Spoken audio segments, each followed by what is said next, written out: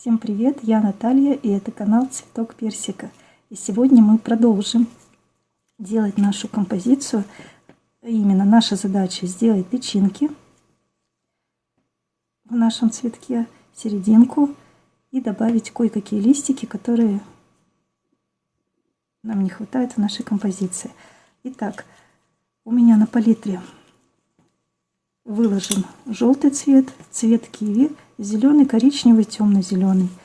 Использовать я буду маленький мастихин, один вспомогательный и один для листиков. Что нам нужно? Прежде всего, вот такой в серединку цветка я посадила розовый цвет. И сейчас сверху добавлю желтенького. То есть розовый цвет я добавила исключительно для того, чтобы создать объем, потому что серединка это у нас что-то круглое. И вот таким движением я буду пытаться перемешать розовую штукатурку с желтой, но не совсем перемешать, а как бы соединить, но соединить в виде такого рваного объема, ну, чтобы это было видно, что там какая-то субстанция, которая чем-то нам напоминает махровую серединочку цветочка. Вот в таком виде вот она получилась кругленькая.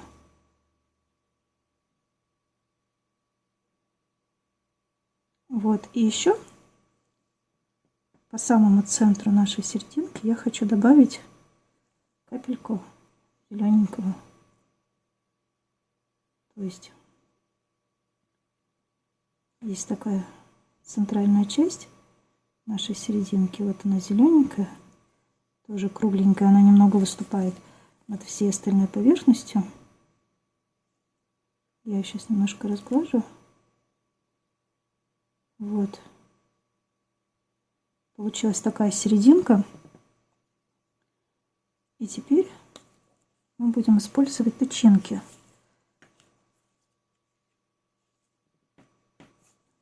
Тычинки у меня готовые. Я их уже обрезала до нужного размера.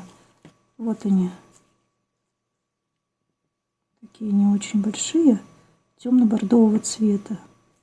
Вот, в принципе, вот в этой композиции тоже использованы они по цветовой гамме чем-то перекликаются вот с этими нашими веточками декоративными, которые мы на фоне оформили. Поэтому вместе все смотрится довольно-таки неплохо. И как мы это делаем? Мы либо руками, пока у нас штукатурка влажная, вот можно вот так вот их посадить, либо пинцетом, если где-то будет неудобно. Вот, но что-то я пинцетом пока не хочу. Попробую сначала руками их сделать. Тычинки я буду высаживать по самому краю нашей серединки, то есть на границе между лепестком и серединкой. То есть и можно делать где-то группой по несколько тычинок, потом сделать какой-то небольшой отступ. Ну, так, чтобы это не казалось, что они ровно по линеечке в одинаковом расстоянии друг от друга посажены, потому что все равно не бывает так в природе, поэтому мы сажаем их так, как нам чувствуется, так, как нам хочется. Вот. Вот эту группу тычинок я вот с этой стороны сразу все три посажу. Да, и не забываем, пока у нас еще влажные листики, лепестки нашего цветка, мы при необходимости можем их подправить. Если вдруг там где-то форму они немного потеряли. Еще можно для того, чтобы форма сформировалась, та, которая нам нужна, вернее высохла в такой форме, можно подкладывать сухую салфетку, свернутую рулончиком. Ну вот тут я воспользуюсь пинцетом, потому что где-то, где неудобно подлезть, можно пользоваться пинцетом. Но пинцет какой-то у меня этот не совсем удачный, надо мне найти какой-нибудь другой, потому что не совсем удобно им пользоваться. Так, вот так вот. И вот здесь вот у нас остались места, которые необходимо заполнить тычинками.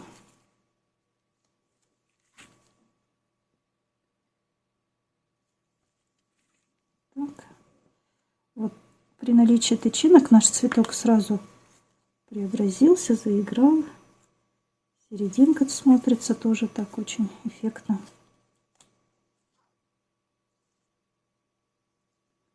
Вот и все тычинки у меня немного разной длины. Какие-то выше, какие-то пониже. Тоже не делаем ничего одинакового. Так, вот у нас одна тычинка упала. Вот так. С этой стороны еще посадим.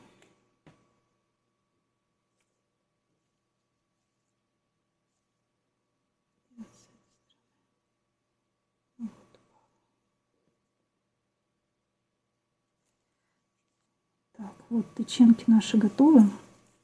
Серединка цветка тоже готова. И теперь мы приступим к формированию листиков.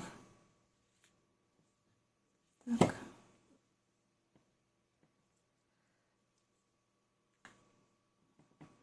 Ну, где вот в этой части композиции можно добавить листик. Вот, наверное, где-нибудь внизу парочку листиков. Но внизу, может, даже и не надо. Вот так как цветок у нас именно вот в этой композиции получился очень большой, то, по сути, у нас уже не осталось места, куда подсаживать наши листики. Вот если только здесь и вот в этой части несколько листочков. Сейчас мы их сформируем и доделаем нашу композицию уже до конца. Так, вспомогательный мастихин. Так, вот у нас есть коричневая, зеленая, темно-зеленая штукатурка. Мы вот эту кучку сейчас расплющим и из нее сделаем листики. Мастихинчики взяла маленькие, кругленькие, потому что листики у шиповника, они тоже такие закругленные.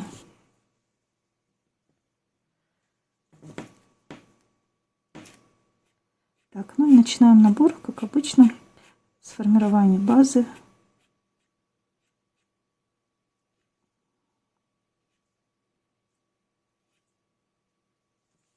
Так, счищаем все ненужное.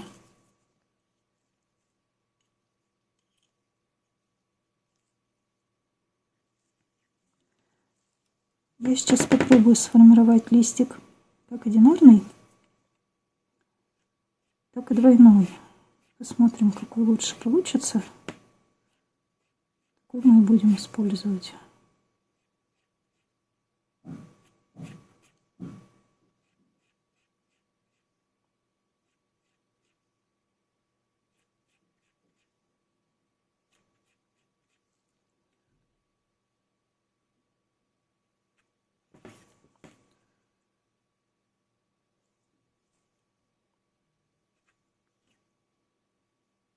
Так. Нет, наверное, лучше двойные листики делать.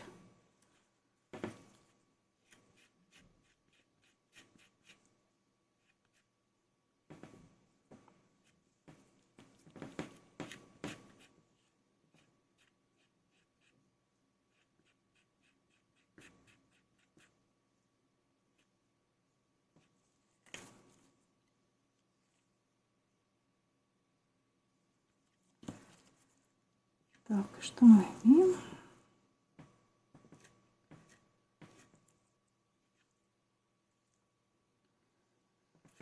Так, опять мне не нравится. Сейчас переделаем.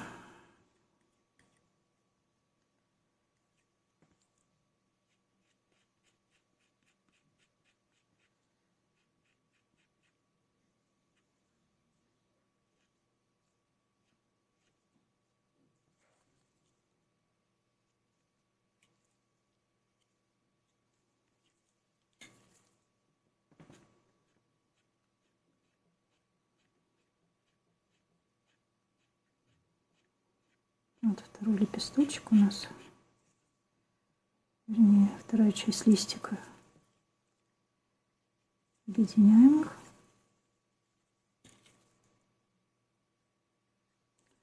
И тут вот у нас, так же как у листка шиповника, получился такой зазубренный краешек листочка. В принципе, сейчас нас это устраивает.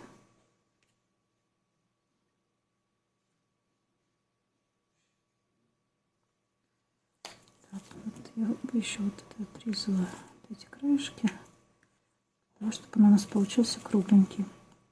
Еще мы можем наш листик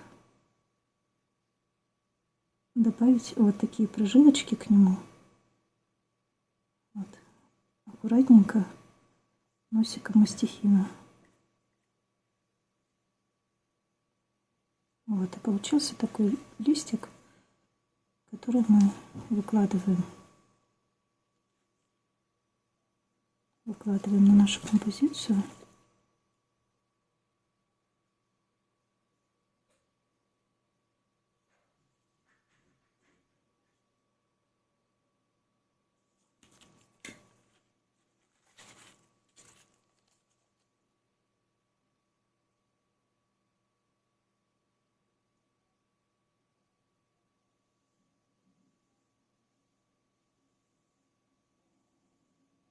Вот так вот. То есть откуда-то там под цветочка идет такой листочек. Также можно добавить листик.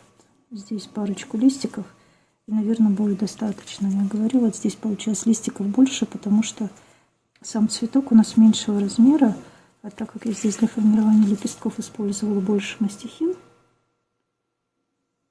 то цветок занял большую площадь, и поэтому листики дополнительно у нас уже некуда формировать. Так, вот это место я возьму темно-коричневый, темно-зеленый цвет и сформирую такой вот уже более темный листик.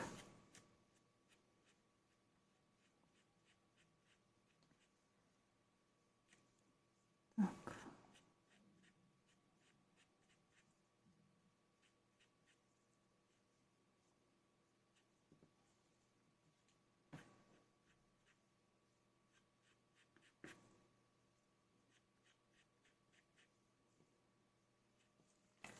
Убираем лишнее. То есть получается, что в скульптурной живописи очень много вот такой довольно-таки рутинной работы, которая состоит из набора лепесточков. То есть мы должны всегда следить, чтобы лепесточки у нас были аккуратненькие, гладенькие. Все это приходит с опытом, конечно. Но для того, чтобы получить в итоге красивую композицию, композиция у нас состоит из вот этих вот набранных лепесточков, листиков. То есть и потом уже как конструктор она собирается во что-то единое.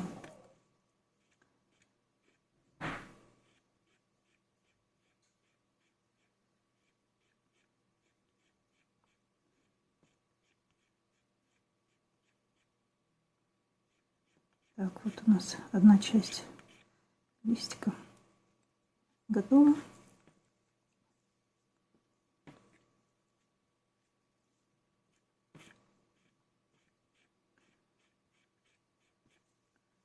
Сформируем вторую часть нашего листика.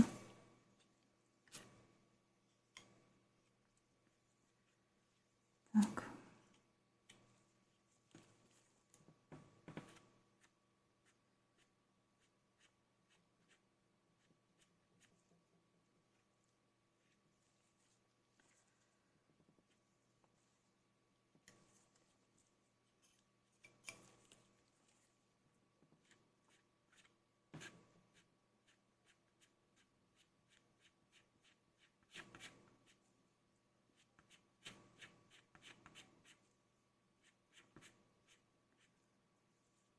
Вот так достаточно. Вот. Все вот эти вот хвостики сразу подгребаем в единую кучку, чтобы они у нас не высохли одномоментно, чтобы их тоже можно было использовать. Берем вторую часть листика какой-то кончик мы его срезаем.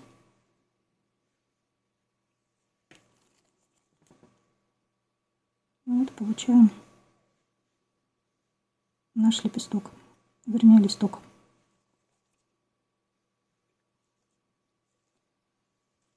Вот.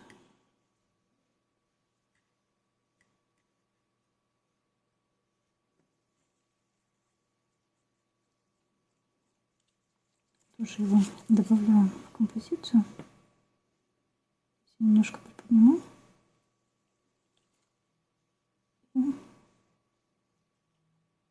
подсуну вот под эти лепесточки.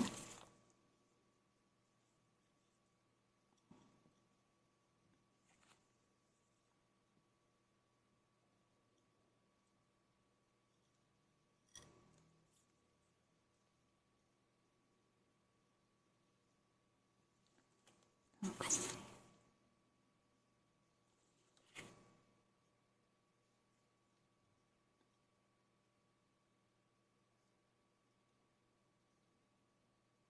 Тоже прижимаем, чтобы он у нас хорошо закрепился.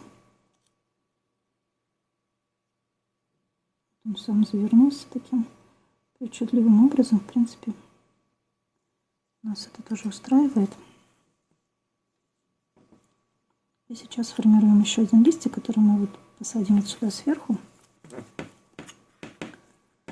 И сделаем его вот посветлее. Вот из этой массы. Чтобы у нас они по объему все отличались, по цвету, по объему наши листики, чтобы отличались.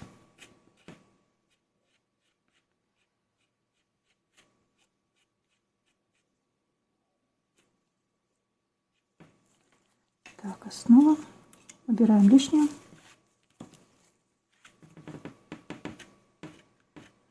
И формируем половиночку листочка.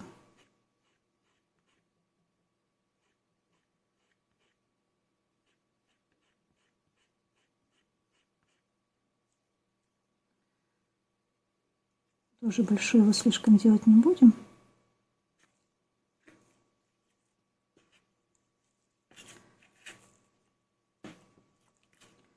И формируем еще одну часть.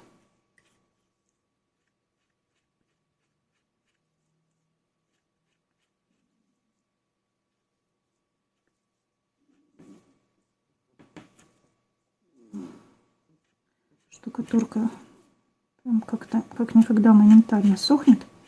То есть я выложила на палитру совсем ее немного. И все равно она уже вся крушится. И не совсем удобно ей работать. Мы сейчас быстренько сформируем этот один листик. И я ее уберу в палочку, чтобы можно было ее перемешать. Может быть, даже так вытереть. Так, делаем набор части листочка на эту сторону.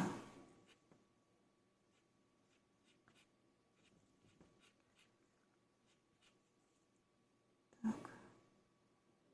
Вот наш листочек. Так, вытираем мастихин.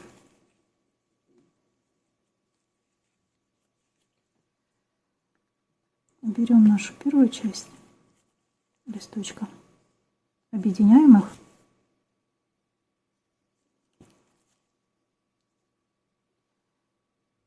Вот, и у нас получился он не совсем светлый, как первый листочек, но не такой темный, как второй. То есть у нас получилось 3 листочка разного цвета, разного оттенка. И вместе они будут смотреться интересно. Так, я хочу вот этой стороной снять. Ой. Так, вспомогательный мастихин. Так, и вот сюда ее подсадить. Тоже вот туда под лепесточек. Вот так. Вот. То есть у нас получается здесь 2 листика. Мы загнем немножко в эту сторону. И они создают у нас уже тут очень такой интересный, красивый объем.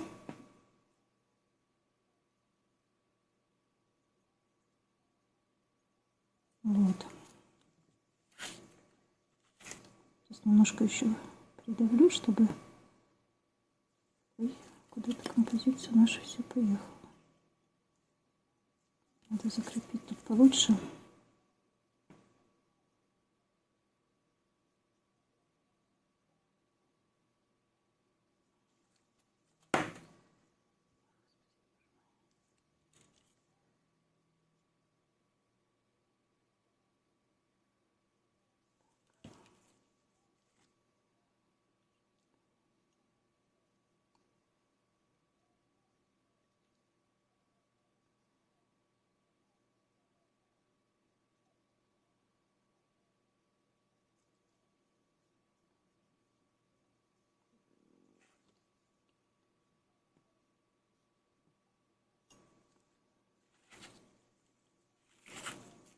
Вот у нас получились такие листики.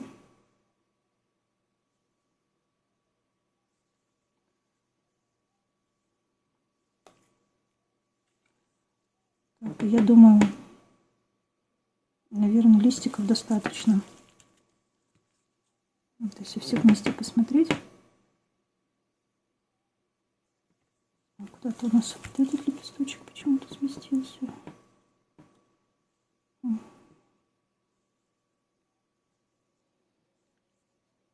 Так.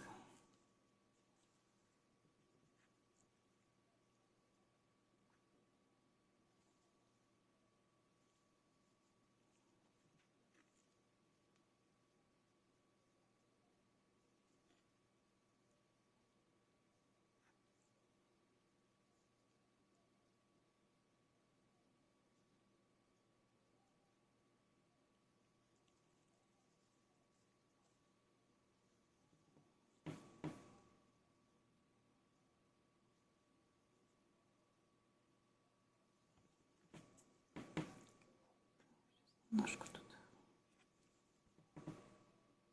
скрепим.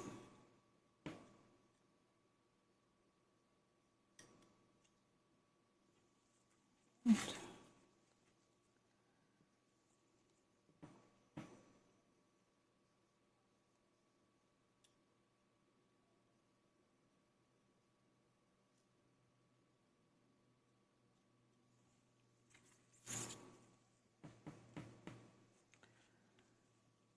Вот мы с вами завершили создание такой небольшой композиции,